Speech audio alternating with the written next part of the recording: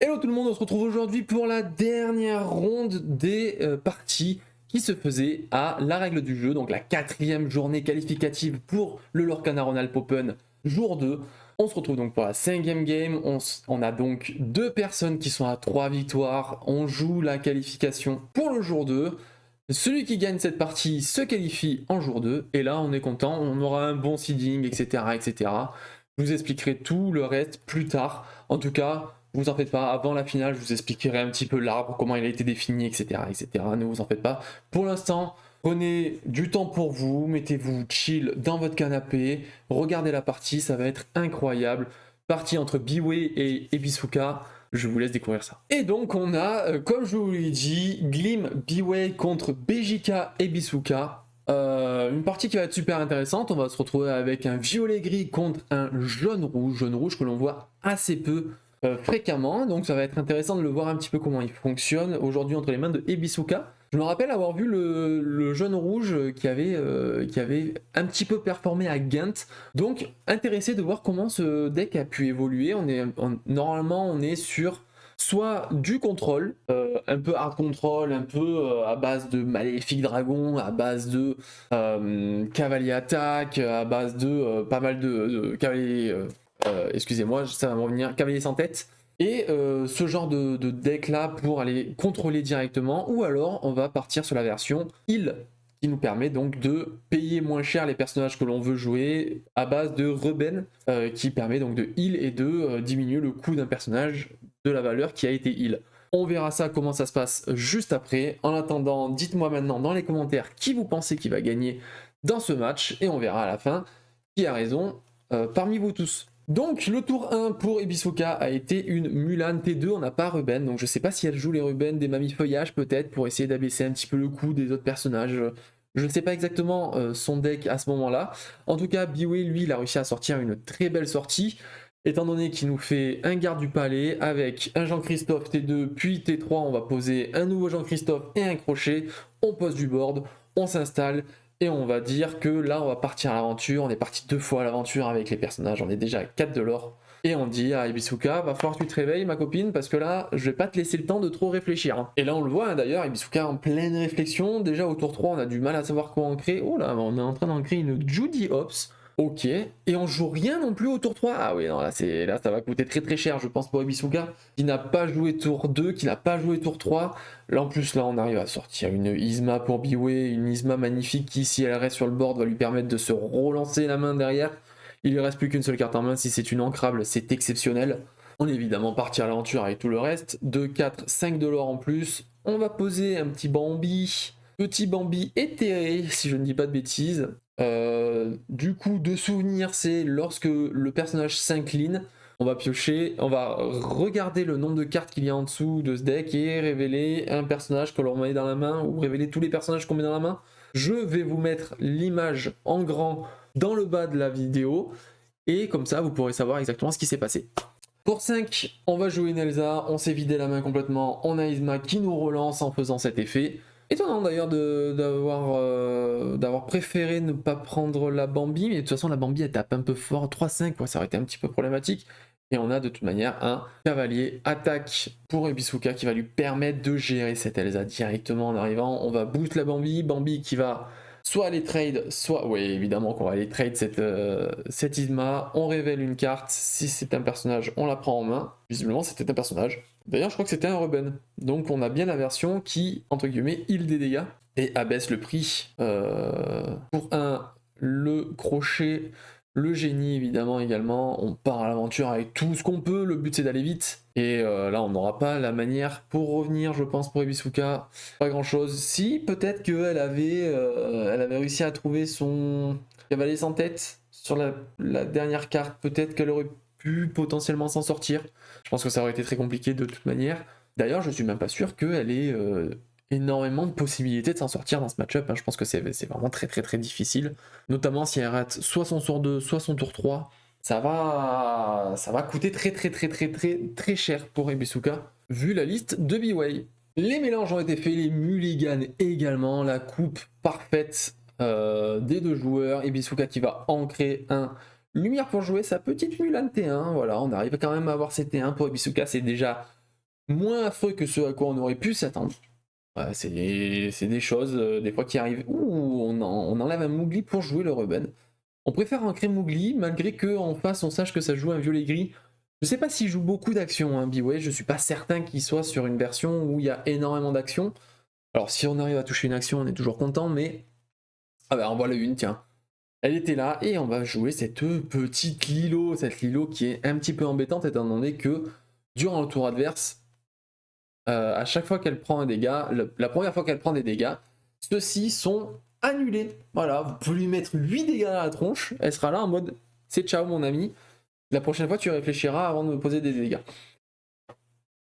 On va pouvoir faire donc l'effet du Ruben au tour 3 pour Ebisuka, donc on va heal la Mulan, on a 2 d'encre, on a heal de 2, donc ça nous permet de diminuer de 2 le prochain personnage. On va jouer la Bambi pour 2 du coup.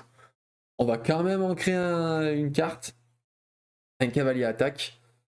De toute manière, on n'aura pas d'évasif qui va arriver tout de suite, mais on se retrouve quand même avec un chat. Alors là, le chat, il est un peu fatigué, hein. C'est un effet d'optique de la caméra, vous en faites pas. Mais le foil, visiblement, il est un peu fatigué dans cet angle. Et on va partir à l'aventure après avoir boosté la Bambi, et malheureusement, on n'a pas montré un personnage, donc on ne pourra pas récupérer le personnage en main ce tour-ci. Pour 2, on va simplement poser un lumière du coup. Et on décide de ne pas partir à l'aventure avec la Mulan ou avec le Ruben. Alors ne pas partir avec le Ruben, ça se comprend. Ne pas partir avec la Mulan, un petit peu moins. Je vous explique pourquoi, étant donné qu'on a un lumière en jeu, et que de toute manière, on a Bambi qui est incliné. On aurait très bien pu partir avec cette Mulan, étant donné qu'elle tape à 4, le chat n'aurait pas pu aller récupérer cette Mulan sans mourir. Et c'est ça qui est important, c'est que ce chat meurt. Voilà, on révèle 2 personnages, donc on a une Maléfique Dragon et je n'ai pas vu la deuxième. Je suis sûr que vous l'avez vu parce que vous faites bien plus attention que moi à ce qui se passe sur ce board. Ah mais c'était une mamie feuillage, hein, du coup, si j'ai bien compris. Mamie feuillage intéressant, hein, va nous permettre de jouer le prochain personnage. On peut pas stacker de dégâts, donc on va à nouveau décider de ne pas partir à l'aventure. C'est assez étonnant, hein, je vais pas vous mentir, cette Mulan, moi je pense que je l'aurais fait partir. Parce que, bah, tout simplement, il n'y a pas grand chose qui peut stacker des dégâts actuellement. Sur... Ah, mais non, mais excusez-moi, je suis en train de dire des énormes bêtises. Cette Mulan, elle tape à 2, pas à 3, c'est pour ça qu'elle part pas à l'aventure. Excuse-moi, Ebisuka, tu joues excellemment bien. Tu fais bien de ne pas envoyer cette Mulan à l'aventure, du coup. Parce que sinon, les dégâts seraient stackés, en effet. C'est une 2-3, je croyais que c'était une 3-3 qui rentrait avec 2 dégâts. Excusez-moi, c'est ma faute. My bad, comme on dit chez les jeunes qui ne sont plus jeunes. Donc on se contente de partir avec cette Bambi, hein, cette Bambi tout simplement. De l'autre côté, on a joué quoi pour Biway? Ben, on s'est simplement contenté de jouer un génie pour piocher, un Olaf pour se dire si jamais il y a un prof qui vient, ben, il va remonter en main à un moment ou à un autre, hein. On booste à nouveau cette Bambi, on va aller récupérer 3 cartes, récupérer 3 personnages, c'est magnifique, ça fonctionne excellemment bien. On a un personnage qui coûte un de moins en plus, la prochaine fois qu'on joue un personnage, on va pouvoir jouer ce cavalier sans tête et virer cette Lilo ou ce génie. Ce génie peut être très problématique également. Je pense qu'il faudrait réfléchir à enlever ce génie, honnêtement. On a déjà ancré en plus un cavalier attaque, donc des manières de gérer les évasives, ça va être un petit peu plus difficile. On va quand même décider d'enlever cette Lilo. Ok, je pense que les deux choix sont bons. J'ai tendance à penser que la Lilo sera un petit peu plus facile à gérer que le génie, vu le deck de Ebisuka, mais écoutez, peut-être que je me trompe. Et là, on décide de partir à l'aventure avec le rebelle par contre. Ok, pourquoi pas. Qu'est-ce que cela veut dire? Pourquoi partir à l'aventure avec ce Ruben à ce moment-là alors qu'on ne l'a pas fait les tours précédents? Et très bonne question. Voilà, je suis pas forcément capable d'y répondre actuellement. On va en créer une Isma donc du côté de Biway. Je sais pas ce qui a changé, hein, honnêtement. Je vois pas pourquoi le Olaf et le génie seraient Game Changer à ce moment-là pour faire un choix qui est différent de celui précédent. Ok, on va jouer un Strength directement sur la Bambi, sur le Bambi, parce que c'est un garçon Bambi, hein, je vous rappelle. Et on va jouer une Démona pour incliner tous les personnages et piocher jusqu'à 3 cartes. Et Bisuka avait pas mal pioché, donc jusque-là, elle a fait ce qu'elle avait pu. Mais là, ça va être le moment de Biway, je pense. Ça va être son moment. Honnêtement, je pense déjà que ce lumière et cette mamie feuillage ne vont pas rester. J'aurais tendance à penser que, voilà, lumière déjà, ça s'en va. Mamie feuillage peut-être peut rester. J'aurais peut-être tendance à enlever, ouais, peut-être le cavalier, cavalier sans tête, étant donné qu'il peut donner des boosts aux autres et tout, c'est un petit peu compliqué. Bon, voilà, on n'aime pas. On n'aime pas. Donc,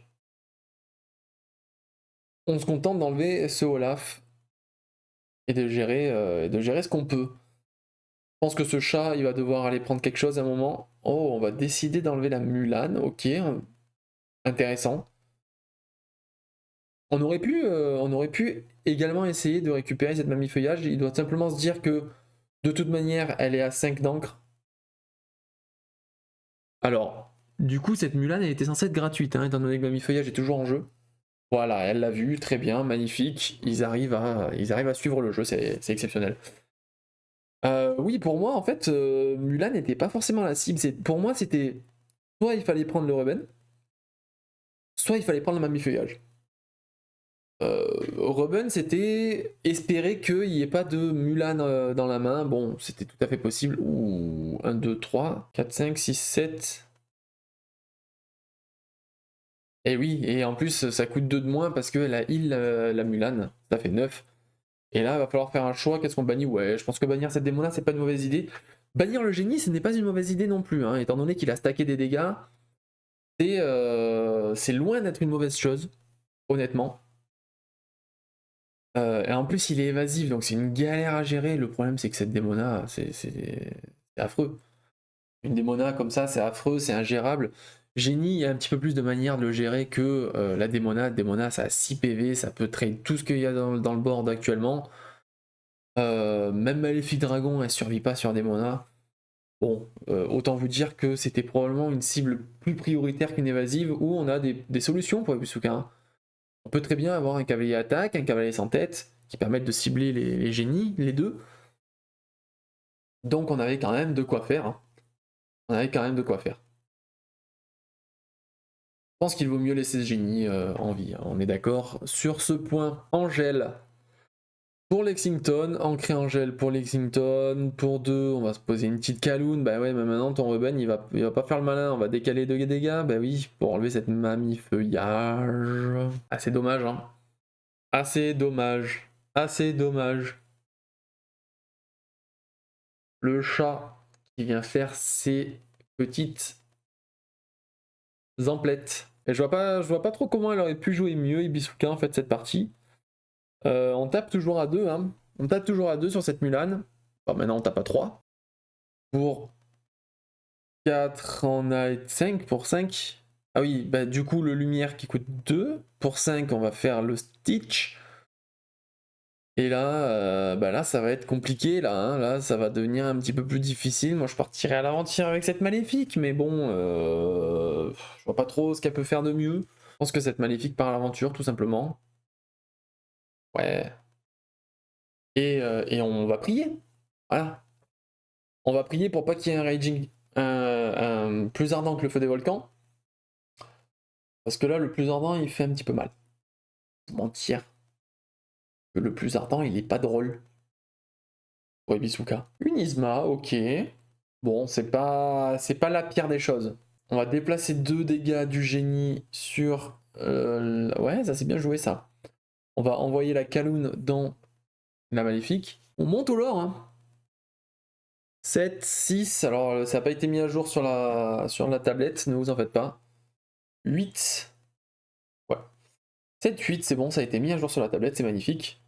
On est parti à l'aventure, donc avec le Stitch, on a été piocher une carte. Oh, on va jouer un Stitch Surfer. Et ouais, bah on a Wana, mais est-ce que ça va nous servir là actuellement? Je suis pas sûr du tout, hein.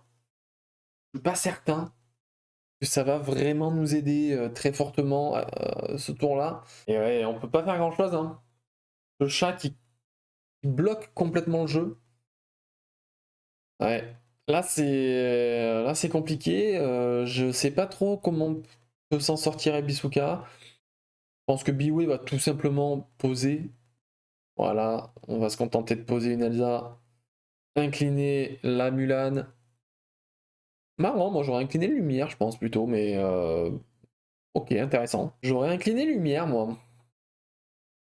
Parce que du coup, Elsa aurait pris Lumière facilement. Le Lexington aurait pu prendre, aurait pu taper le Stitch, déplacer 2 dégâts. Ok, on va prendre le Lumière. On préfère prendre Lumière plus Bidule, là, plus Mulan, visiblement. On va les poser 2. Lexington pour finir. D'accord. Donc le Lexington meurt.